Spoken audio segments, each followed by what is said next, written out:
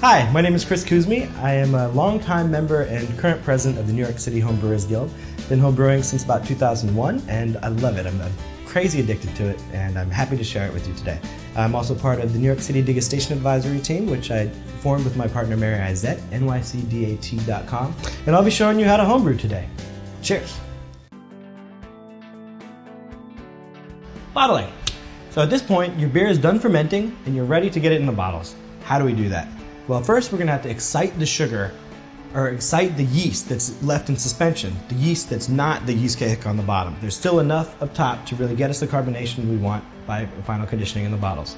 To do this, for a 5-gallon batch, we will take about 3/4 a cup of sugar, corn sugar. So basically what we do here is we want this to become into liquid form. We want this sugar in liquid form. We're going to take some water, about a cup and a half. We're going to boil it to make sure that it's sterile and sanitized. Although, now that there's alcohol in your beer, it's less volatile and less susceptible to bacteria. So we are at a boil. It's cooled down a little bit from the boil, and I've turned off the heat because we don't want to have the heat. The last thing we want is burnt sugar. Like we talked about earlier when we added the malt extract to the boil, we don't want to have the burners on because it runs the risk of burning that sugar on the bottom. All right, so I'm taking our corn sugar, our diluted corn sugar, and I'm putting it into our bottling bucket.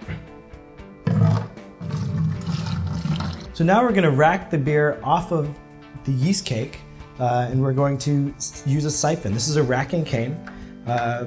Basically on the bottom of this, it has a little spring, and it keeps it off the yeast cake so that it's pulling from above the yeast cake. Many people use an auto siphon. I tend to use this racking cane, and I typically take a shot of vodka and rinse my mouth out and do the old school method of siphoning.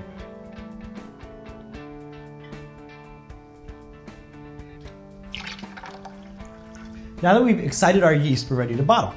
So we're going to take from the bottling bucket, we're going to go out of the bottling bucket to our bottling spigot. This has basically a little lever at the bottom where when you push on the bottom of the beer, or of the beer bottle, it will let liquid out. And then by the time it fills up to the top of the bottle, the fact that this bottle is present, or this spigot is, or this tubing is in there, leaves just the perfect amount of headspace when you're done.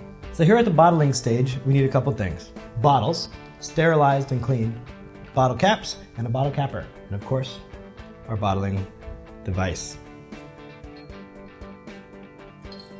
Push down the bottom.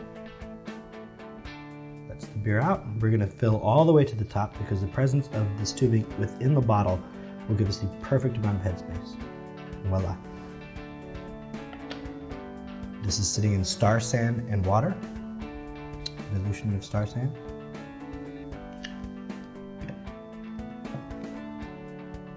Cap it off.